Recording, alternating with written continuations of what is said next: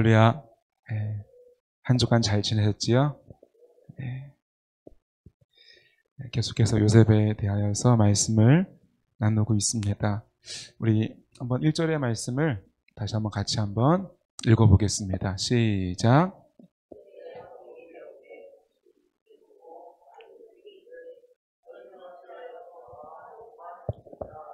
아멘.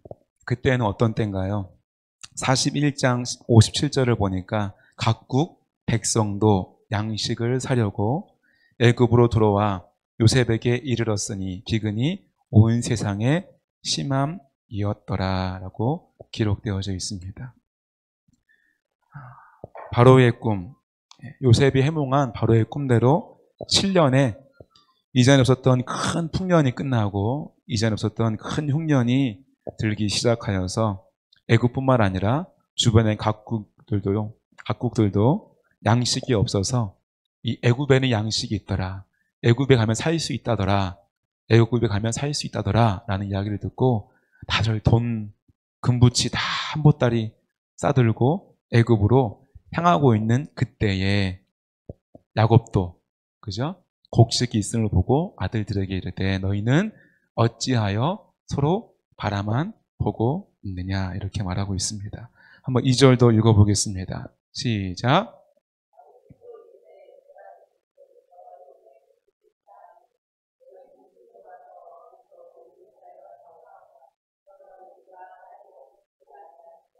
삼 4절까지 읽겠습니다. 시작. 형 10사람이 애굽에서 곡식을 사려고 내려갔으나 야곱이 요셉의 아우 베냐민은 그의 형들과 함께 보내지 아니하였으니 이는 그의 생각에 재난이 그에게 미칠까 두려워함이었더라. 아멘. 1절과 2절을 보면은 야곱이 그죠? 두 번 이야기합니다. 애굽에 곡식이 있는데 너희는 어찌하여서 서로 바라만 보고 있느냐. 2절에서도 들은즉 앞에는 본즉 2절은 들은즉 저 애굽에 곡식이 있다 하니 너희는 그리로 가서 거기서 우리를 위하여 사오라. 그리하면 우리가 살고 죽지 아니하리라 하며 지금 야곱도 곡식이 떨어진 지가 꽤 오래됐어요. 그죠? 죽느냐 사느냐 곡식 때문에 그 기로에 놓여져 있다는 것입니다. 나이가 많은 이제 외출도 잘 하지 않는 야곱도 이미 애굽에 곡식이 있다는 것을 보았고 또 들었어요. 근데 아들들은 못 보았을까요? 못 들었을까요? 똑같이 보고 들었지만 그들이 움직이지 않고 있습니다. 그래서 야곱이 호통을 치며 가서 곡식을 구해오라라고 이야기를 하고 있습니다. 앞서 말한 것처럼 애굽은 그저 7년의 대풍년이 지나고 7년의 흉년이 들기 시작했습니다. 애굽뿐만 아니라 주변의 모든 나라들도 이 기근을 견뎌낼 재간이 없어서 다들 애굽에 와서 머리를 조아리고 자신들에게 있는 좋은 귀한 보물들을 다 내어놓고 곡식을 바꿔가는 시간이 되었습니다. 가나안에 거주하고 있는 야곱과 그의 가족들도 기근 때문에 힘든 시간을 지금 보내고 있습니다. 이러한 시기에 남쪽 이 애굽 땅에는 곡식이 풍족한 상태입니다. 대풍년 그 7년 동안에 그 요셉이 세운 법에 따라서 그 지혜에 따라서 세금을 잘 걷어들이고 국고성에 잘 쌓아 놓았다가 지금 그것을 국민에게도 나누어지고 외국에 팔아서 그 어느 때보다 애굽은 더 영향력 있는 나라, 더 강대국이 되어져 가고 있는 것입니다. 근데 야곱의 아들들은 이 애굽에 내려가서 곡식을 구하려고 하지 않습니다. 야곱의 가문은 얘는 시키지도 않은 말을 자꾸 대꾸하고 있습니다. 평소에는 말을 알아듣지도 못하는데 이럴 때만 그렇습니다. 네, 마치 야곱의 아들들 같아요. 그래서 이 야곱이 자신의 아들들을 다 내려보내고 있어요. 왜 그래요? 가문이 망하느냐? 살아남는 자는 기로에 있기 때문에 다른 누군가를 보내는 것이 아니라 자신의 친아들들을 보내고 있다는 것입니다. 그런데 누구는 보내지 않아요? 베냐민은 보내지를 않습니다. 왜 베냐민을 보내지 않습니까? 잃어버릴까봐. 누구처럼? 요셉처럼. 그죠?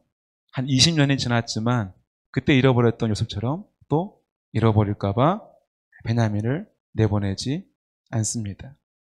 지금 야곱과 그의 아들들은 각자의 트라우마 속에 빠져 있습니다. 트라우마.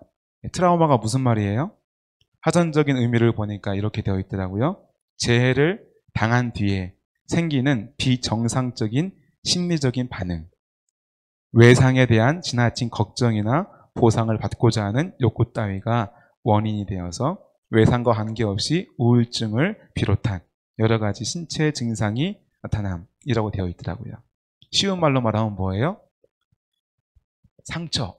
좋은 표현이에요. 상처. 자라보고 놀란 가슴, 소뚜껑 보고 놀란다. 한번 내가 어떤 일에 되어본 적이 있는 사람은 그 비슷한 상황만 봐도 흠칫 놀라는 거예요. 제가 어릴 때 형아들이 이렇게 몇 번 말씀드렸잖아요. 키 조그만한 하경이보다 더 작을 때 이렇게 딱 들어가지고 그 깊은 개울가로 그냥 자꾸만 들어가는데 내가 죽을 것만 같고 이 손 놓을 것만 같고 그 두려움 때문에 제가 20몇 살 될 때까지 수영을 한 번도 못했잖아요. 물이 무서워가지고. 근데 이게 두려움보다 강한 게 사명이라고. 자꾸 교회에서 열심히 이렇게 봉사하다 보니까 교회는 꼭 여름만 되면 어디를 가요? 바다를 가든지 계곡을 가든지 어디든 가는데 누가 빠지면 어떡하나. 빠지면 내가 구해야 될 텐데 그런 사명감에 사로잡혀가지고 제가 수영을 배웠다는 거 아니겠습니까? 근데 아직 사람을 구할 만큼이 안 돼가지고 조만간 다시 앞에 수영장을 이렇게 끊을 계획이 있습니다. 이게 트라우마잖아요, 그죠? 또 말씀드렸잖아요. 자전거를 제가 20몇 살까지 또 못하다는 거 아니에요? 둘째 형 뒤에서 이렇게 짐바 자전거 큰 거 타고 가다가 자갈길을 타고 가는데 그 등치 작은 어린 형님이 더 어린 나를 뒤에 태우고 가니까 이게 돌뿌리에 탁 치이니까 그냥 그 또랑에다 푹 쳐박아가지고 그냥 죽는 줄 알았잖아요. 얼마 깊지도 않은데 죽는 줄 알았잖아요. 너무 무서운데 형은 더 무서워가지고 아프단 말도 못하고 그냥 괜찮다고 엄청 무서웠어요. 그때 죽는 줄 알았어요. 자전거를 못 탔어요. 그래서 20몇 살까지 자전거 뒤에도 못 타고요. 오토바이 뒤에도 못 탔어요. 그래서 방황을 못 했어요. 보통 이제 10대 때 이제 오토바이 뒤에서 이렇게 막 하잖아요. 그걸 못 해봤어요. 무서워가지고. 그것도 이제 극복을 해야 되겠다. 내가 물도 무서워, 자전거도 무서워 되겠냐. 자전거를 배웠어요. 탈 줄 알아요. 그래서 유아도 어릴 때 제가 어린이집에 태워다 주고 그랬어요. 트라우마를 극복했습니다. 네. 아까 찬양할 때 우리가 뭐 불렀어요? 박수 치면서 어두운 밤에 캄캄한 밤에 제가 신나게 못 불러요. 군대에서 많이 불러봤어야 되는데 조금밖에 못 불러가지고 이 남자들이 예수님을 믿든 안 믿든 교회 다니든 안 다니든 이 실로암은 대부분 알아요. 신체 건강한 사람들은 대부분 알아요. 다 배웠어요. 신나게 배웠어요. 눈물 흘리면서 배웠어요. 어디서 배웠어요? 군대 가서 배웠어요. 군대 가서. 이 실로암. 근데 이 군대 가왔던 남자들이 뭐라 그래요? 소변을 이렇게 보긴 보는데 어디로는 안 봐요? 어디로는 안 봐요? 군대 안 갔다 오셔가지고 어디로는 소변을 안 봐요? 내가 나온 부대 쪽으로는 소변을 안 봐요. 왜 그래요? 징글징글 해가지고 내가 그냥 고생 내가 정말 그 고생을 해가지고 거기로는 나 쳐다보고 싶지도 않은 거예요. 트라우마가 있는 거예요. 그죠? 여러 가지 우리가 트라우마가 있어요. 요즘에 보니까 관중은 없지만 전 세계가 대한민국 야구를 이렇게 보고 있어요. 저도 이렇게 보거든요. 어디를 보겠어요? 하나를 봐요.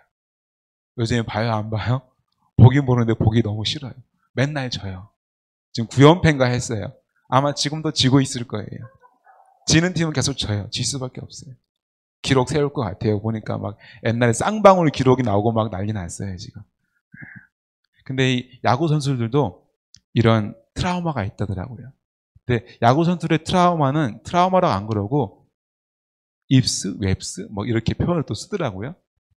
예. 이게 뭔가 예를 들어서 타자들이 이렇게 투수의 공을 치잖아요. 그죠? 그럼 치기 좋게만 줘요? 치기 어렵게 줘요? 치기 어렵게 줘요. 요렇게 하다가 훅 떨어지기도 하고 몸쪽으로 훅 붙여서 오고 그래요. 근데 몸쪽으로 훅 붙어서 오면 좋은데 몸쪽 오다가 맞아요. 그죠? 맞다가 손목이 부러지기도 하고 머리에 맞아서 그러면은 그 사람들은 다음에 몸쪽 공격 오면 어떻게 돼요? 피하는 거예요. 칠 수가 없어요. 이정범 선수가 뭐라고 그래요? 뭐 투수는 뭐 손동열, 타자는 양준혁, 야구는 이정범 이렇게 이야기하더라고요. 아는 사람들은 그렇게 얘기해요. 그만큼 야구를 잘하는 사람이잖아요, 그죠? 근데 일본에 있을 때도 보니까 손목이 부러졌어요. 몸쪽으로 공을 못 피해가지고 한동안 이 사람이 야구를 제대로 못했다는 거 아니겠습니까?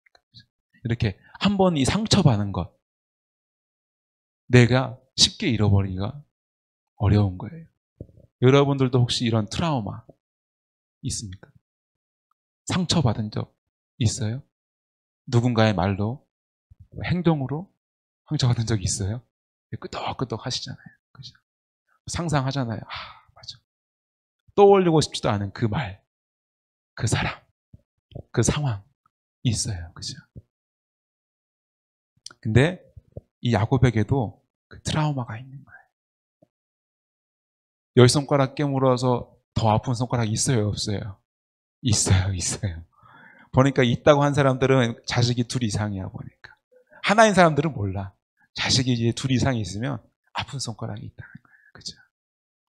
야곱에게는 누구예요? 요셉이에요. 그죠? 우린 다 그 스토리를 알잖아요. 그죠? 부인이 몇 명이에요? 4명이잖아요. 4명 중에 특별히 더 사랑하는 사람이 있어요, 없어요? 있어요. 특별히 사랑하는 사람이 있어요. 사실은 그 여인 때문에 나머지 3명이 딸라온 거잖아요. 그죠? 그러니까 비교할 수가 없는 거예요. 근데 아들을 바로 낳았어요? 늦게 낳았어요? 늦둥이가 귀해요? 그냥 쉽게 낳은 애가 귀해요? 늦둥이가 귀해요. 보면 집에도 늦둥이들이 있잖아요. 그죠? 그럼 귀하게 사랑받더라고요. 제 주변에도 보면은 그런 늦둥이가 있는데요. 본인들은 몰라, 사랑받는지. 보고 있으면, 보여요. 사랑받는 게 보여요. 요셉이 그런 사랑을 깊이 받은 거예요. 가장 사랑하는 여인의 늦둥이니까 비교할 수가 없는 거예요. 근데 그 아들이 어느 날 어떻게 돌아왔어요? 피 묻은 옷채로 왔어요. 우리가 가끔씩 이렇게 사건, 사고들을 보잖아요. 그죠? 근데 부모들이 가장 가슴 아픈 게 뭐예요? 이 시체도 볼 수 없는 거. 그죠? 시체도 못 돌아오는 거. 근데 요셉이 그렇게 돌아왔단 말이에요. 그게 얼마나 마음에 큰 상처가 되겠어요. 근데 또 그 막내, 동생 하나 더 있어요. 누구예요? 베냐민. 베냐민도 사랑하는 그 여인의 마지막 하나 남은 아들이에요. 그리고 베냐민 나타가 죽었잖아요. 베냐민이 더 귀해요, 안 귀해요? 이젠 더 귀해졌어요. 그죠? 그러니까 야곱은 그 베냐민을 보낼 수가 없는 거예요. 내가 죽으면 죽었지 베냐민은 못 보내는 거예요. 더군다나 요셉의 그 피 묻은 옷을 누가 들고 왔어요?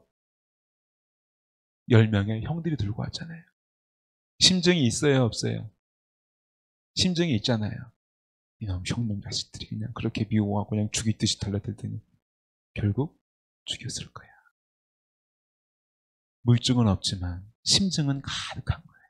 그죠? 근데 그 형들하고 같이 보낼 수 있어요, 없어요? 없어요. 아마 평생 후회했을 거예요. 아이고, 그날 내가 요셉을 보내는 게 아니었는데 내가 왜 요셉을 보냈을까? 나 때문이야. 이런 자책. 또한 또 이 베냐민마저도 잃어버릴까 하는 두려움. 그 트라우마 때문에, 그 사건 때문에 야곱에게는 두려움이 있고 한편으로는 죄책감이 있어요. 야곱의 아들들도 그 사건이 마냥 좋은 일인가요? 사실은 좋을 줄 알았어요. 그죠? 똑같은 아들인데 왜 요셉만 사랑하나? 따지고 본 이유는 많아요. 단순히 사랑하는 여인의 아들이어서가 아니라 하는 짓이 달라, 하는 짓이. 여러분의 아들들도 하는 짓이 다 똑같아요? 너무너무 상상하지는 마시고 달라요. 그죠? 달라요. 근데 다른 정도가 아니라 너무 달랐어요. 그죠? 형들은 맨날 아버지 산 어떻게 하면 그냥 띵가 먹을까? 그걸로 즐길 생각, 놀 생각, 방탕하게. 그죠? 요셉은 말씀대로 정직하고 바르고 그죠? 지혜롭고 시키지도 않은 말씀들을 얼마나 그렇게 잘 외우는지. 우리 애들도 애들이 있는데 갑자기 애들이 막 성경책 읽는다 그러고 야브라함이 어쩌고 이삭이 어쩌고 그러면요 그렇게 기분이 좋을 수가 없어요. 요셉은 그런 아들이었어요. 자기들이 잘못한 거는 생각하지 못하고 이 요셉 이것만 없으면 내가 좀 그래도 더 사랑받겠지. 최소한 비교당하진 않겠지. 저것만 없으면 아주 그냥 그런 마음으로 요셉을 칵 죽여버리려다가 그냥 그나마 일말의 양심 때문에 판 거잖아요. 정으로. 그죠? 속이 시원하잖아요. 그죠? 속이 시원하잖아요. 그죠? 근데 야곱의 얼굴을 보는 순간부터 그들의 마음은 시원하지가 않아요. 그날 이후에 아빠의 얼굴엔 웃음이 사라졌어요. 맨날 며칠을 울어요. 맨날 며칠을 울어요. 이들의 마음도 울적해요. 죄책감이 몰려와요. 그죠? 그래서 아버지 곁을 떠나기도 하고. 근데 애굽을 생각하면 동생 요셉이 생각이 나는 거예요. 그래서 애굽에 가면 양식을 구할 수 있는 거 왜 몰라요? 알지요. 가야 되는 거 왜 몰라요? 알지요. 근데 가고 싶지가 않은 거예요. 선뜻 가고 싶지가 않은 거예요. 애굽은 그런 곳이에요. 자신들이 죽여버렸던, 자신들이 팔아버렸던 아버지의 얼굴에 웃음을 사라지게 했던 그 사건, 그 요셉, 그 죄책감이 떠오르는 곳이 바로 이 애굽이라는 것입니다. 잠언 4장 23절 말씀에 이렇게 되어 있습니다. 모든 지킬 만한 것 중에 더욱 내 마음을 지키라. 생명의 근원이 이에서 남이라. 할렐루야. 저와 여러분 마음을 잘 지킬 수 있기 원합니다. 어떠한 사건, 여러분의 어릴 적, 여러분의 청소년기, 청년기, 아니 올해에도 혹시 여러분 마음속에 상처가 되어지는 말, 상처가 되었던 사건들이 있지는 않습니까? 그곳에서 여러분의 마음을 잘 지킬 수 있기 원합니다. 그 사건이 여러분 마음속에 두려움으로 남아있지를 않기 원합니다. 분노로 남아있지를 않기 원합니다. 죄책감으로 남아있지를 않기 원합니다. 그 사건에서 자유하기 원합니다. 그 말에서 자유하기 원합니다. 우리 목사님이 하시는 명언이 있잖아요. 그죠? 상처를 주는 사람은 있어요, 없어요? 없어요. 받는 사람은 있어요, 없어요? 많아요. 수십억의 사람들이 상처를 넙죽넙죽 받아먹고 있어요. 주는 사람은 별로 없어요. 그죠? 우리가 상처는 반품. 택배를 많이 받더라고요. 우리 집도 택배가 참 많이 와요. 그죠? 사모도 일을 하고 저도 일을 하니까 어디 가서 뭐 사고 자시고 할 여유가 없어서 택배가 참 많이 와요. 근데 보니까 사이즈가 안 맞거나 물건이 잘못 오면 뭘 해요? 반품. 교환. 상처들은 다 반품, 교환하시기 바랍니다. 할렐루야. 반품할 때 본사, 하나님께 반품하세요. 하나님, 내가 이거 상처 받을 게 아닌데 받았네요. 반품해 주세요. 저한테 좋은 평안한 마음, 자유로운 마음, 그런 마음을 주세요. 이렇게 반품할 수 있기 원합니다. 여러분 마음속에 지저분한 생각들, 가지도친 상처들 간직하지 마시고 반품시키고 폐기시키고 다 버릴 수 있기를 소원합니다. 5절부터 6절까지 한번 같이 읽어보겠습니다. 시작.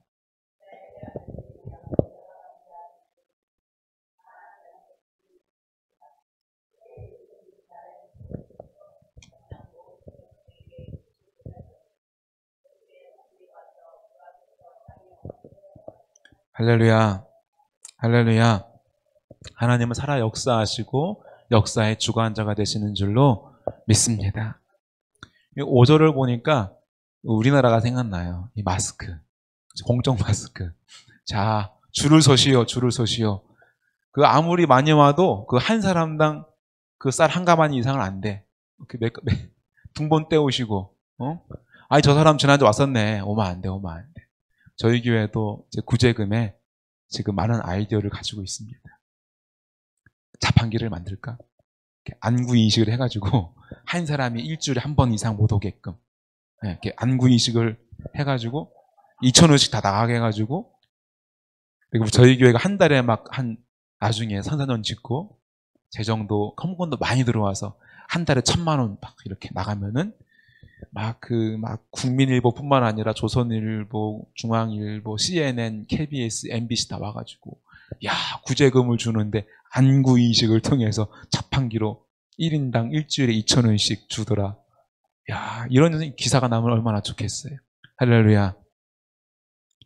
아무튼 저희 교회가 더욱더 많이 구제할 수 있는 그 재정이 허락되기를 소원합니다.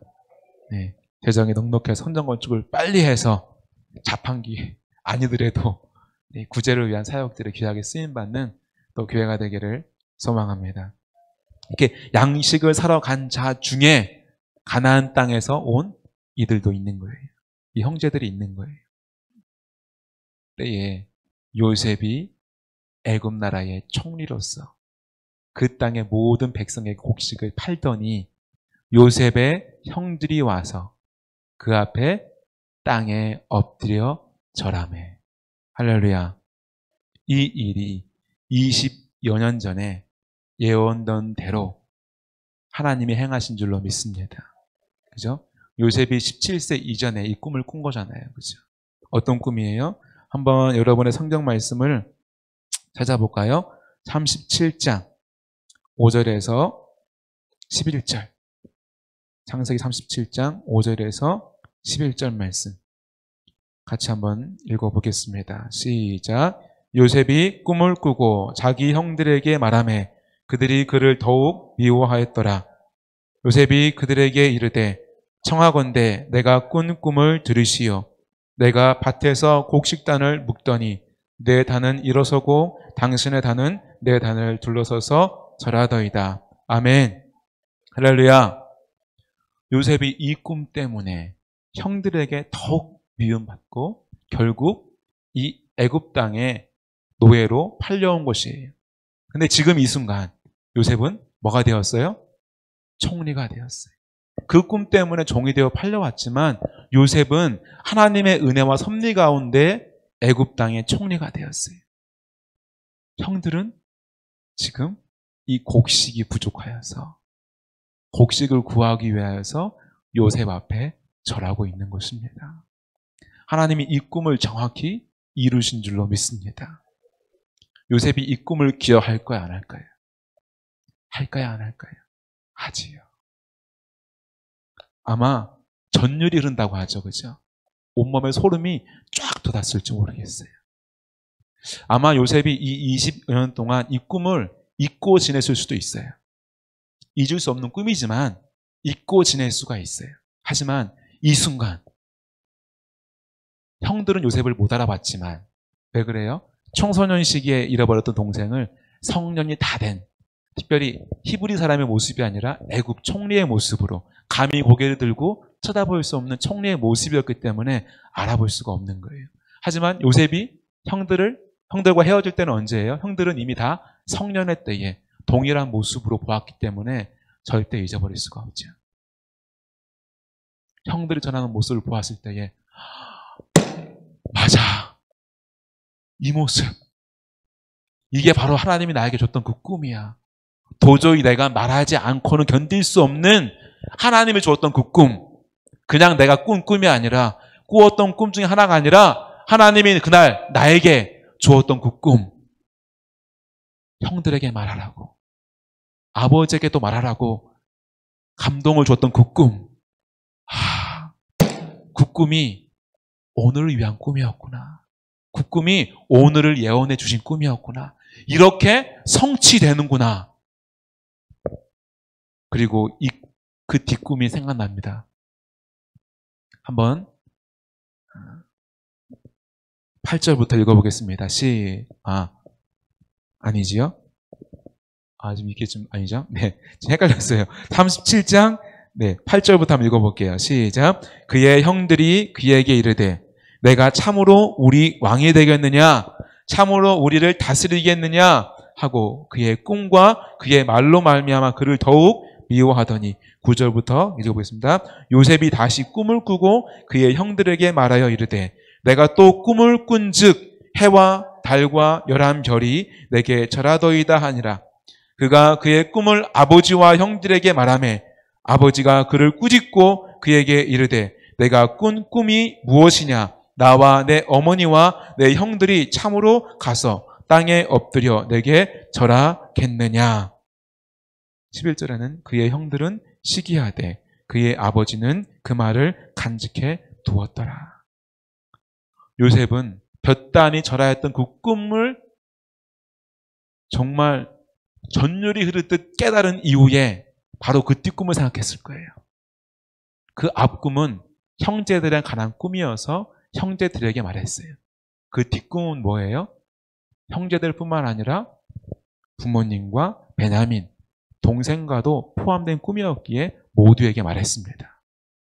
앞의 꿈이 성취되었다면 뒷꿈이 이제 곧 이루어지는 것을 알기에 요셉은 형과 대면한 이후에 이 일들이 그럼 어떻게 이루어질 것인가?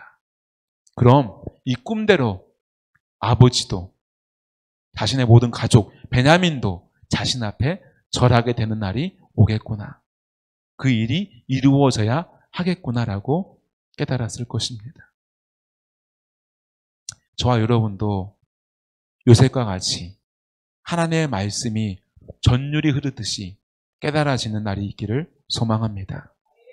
그것이 요셉이 꿨던 꿈이 아니라 성경에 수없이 기록되어져 있는 요셉에게 주신 그 음성보다 말씀보다 수만 배, 수십만 배 더 많은 말씀을 우리에게 주셨는데 이 말씀이 내 삶 가운데에 깨달아지고 이 말씀이 지금 나에게 주신 말씀이고 이 말씀이 지금 내가 깨달아야 될 말씀이고 이 말씀이 지금 내가 순종해야 될 말씀이구나 하고 감동케 되는 날들이 매일매일 있어지기를 소망합니다.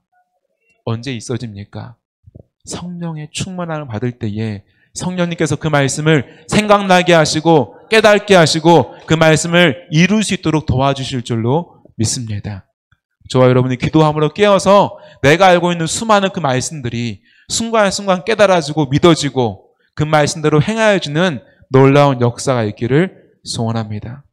요셉은 하나님과 동행하였기에 하나님이 요셉과 동행하였기에 이 순간 이 꿈을 깨닫게 되는 거. 요셉은 그 꿈이 성취되어지는 통로로 쓰임 받는 줄로 믿습니다. 저와 여러분에게도 하나님께서 미리 계획하시고 예비하신 하나님의 일이 있는 줄로 믿습니다.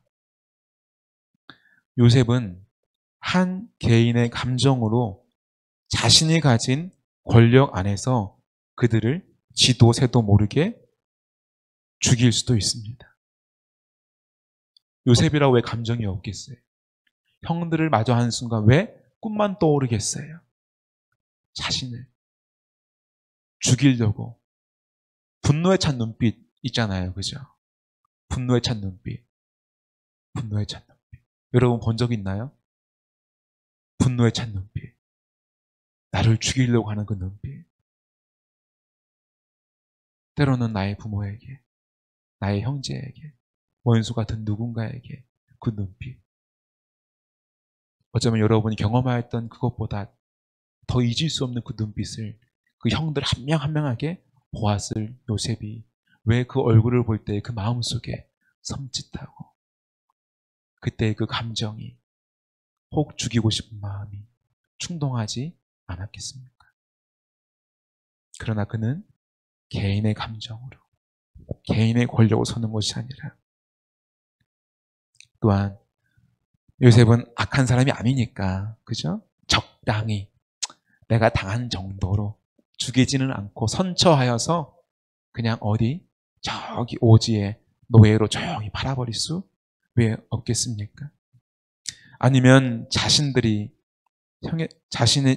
형이 20년 전 나에게 왜 그러냐고 일어나 보라고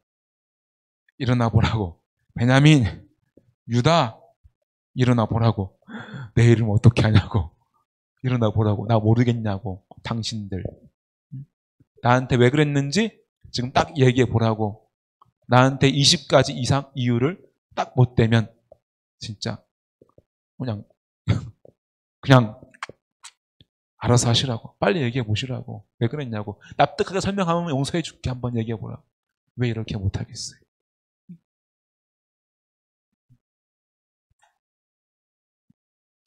요셉은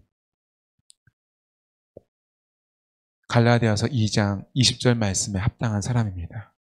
내가 그리스도와 함께 십자가에 못 박혔나니 그런즉 이제는 내가 사는 것이 아니요 오직 내 안에 그리스도께서 사시는 것이라.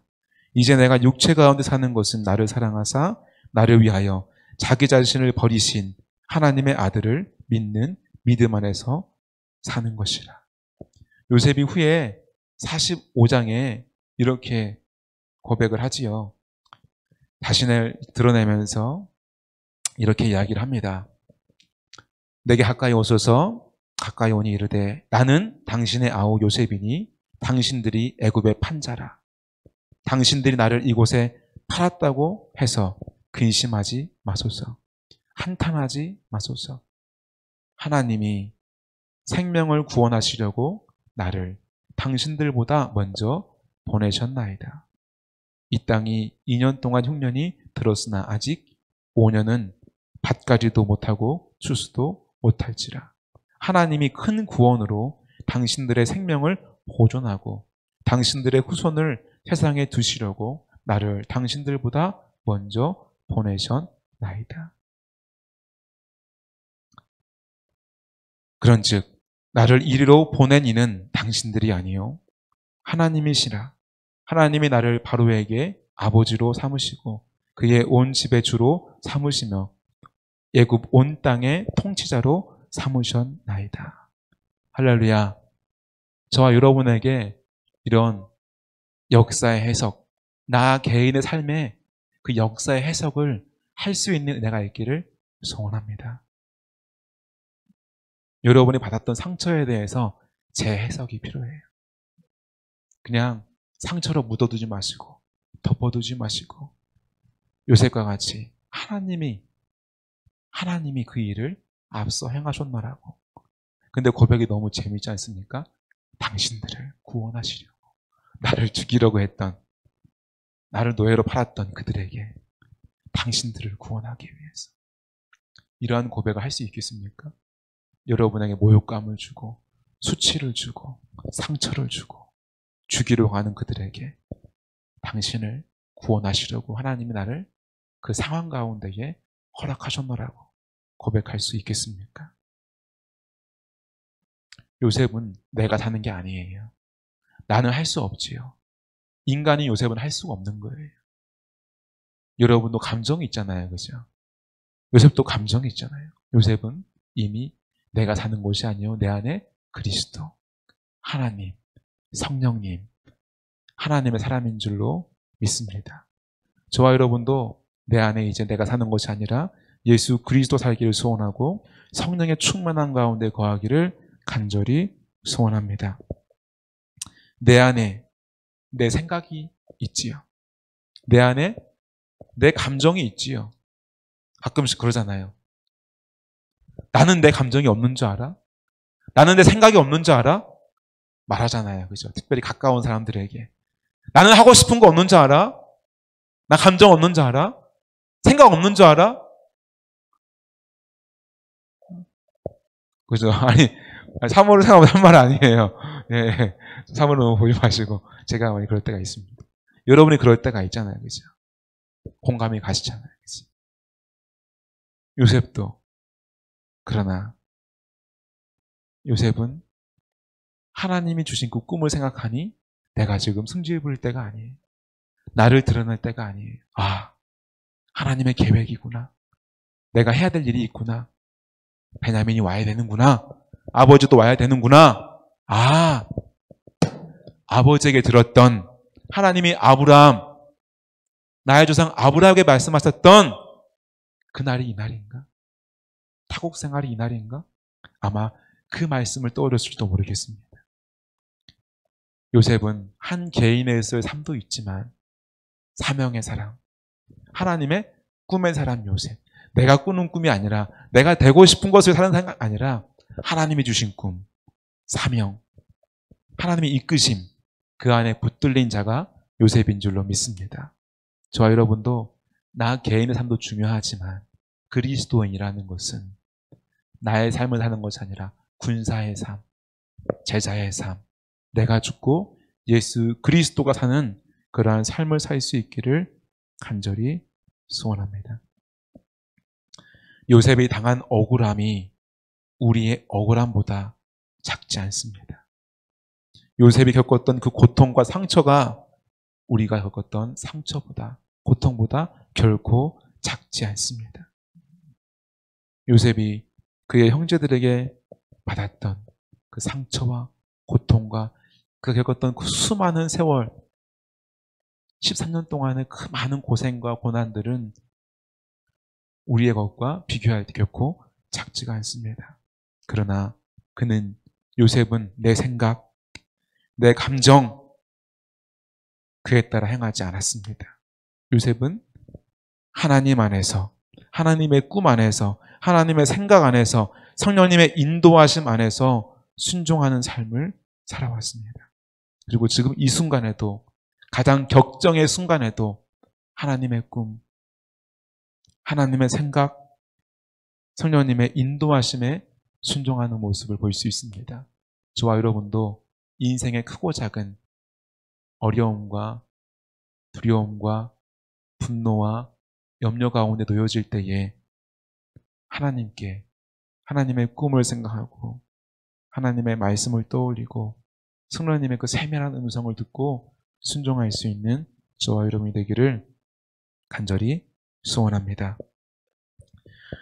요셉 그는 20년 만에 마주한 그의 형들, 정확히 말하면 자신을 죽이려고 했고 애굽 땅에 정오로 자신을 팔았고 그로 인해서 13년 동안 수많은 고통, 수많은 인내의 시간, 고생의 시간을 보냈던 그 앞에 선 요셉, 한 자연인으로서 선 것이 아니라 애굽의 총리로 선 것이 아니라 하나님의 꿈을 성취하기 위한 하나님의 사람, 하나님의 통로로 선 것입니다.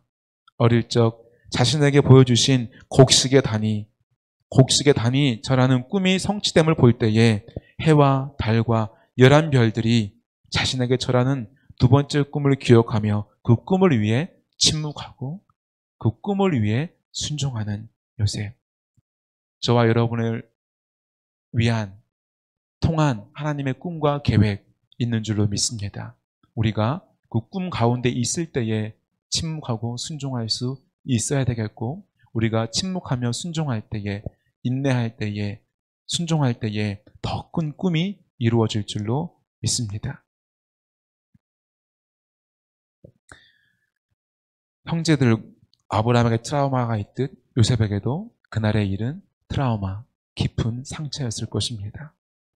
그러나 요셉은 상처에서 자유한 사람이 되었습니다. 자유한 사람이 되었을 때 그는 사명을 붙들 수가 있었고, 여러 번 말씀드렸던 상처 입은 치유자가 되어서 그들에게 당신들을 구원하기 위해서 하나님이 나에게 그 상처를 허락하였나라고 말할 수 있는, 어쩜 그럴 수 있을까? 어쩜 그럴 수 있을까? 그러한 삶을 살아낸 믿음의 선배가 되었습니다. 요셉, 우리와 똑같은 육정을 가진 요셉이 그러하였기에 저와 여러분도 그러한 삶을 살아갈 수 있는 줄로 믿습니다. 요셉의 이러한 삶이 저와 여러분의 상처를 이겨낼 수 있는 도전과 용기가 되어주길 원합니다. 또한 그것이 자유함이 되고 자유함이 사명과 소명이 되어서 하나님의 귀한 일들을 이루어가는 저와 여러분 되기를 간절히 소망합니다.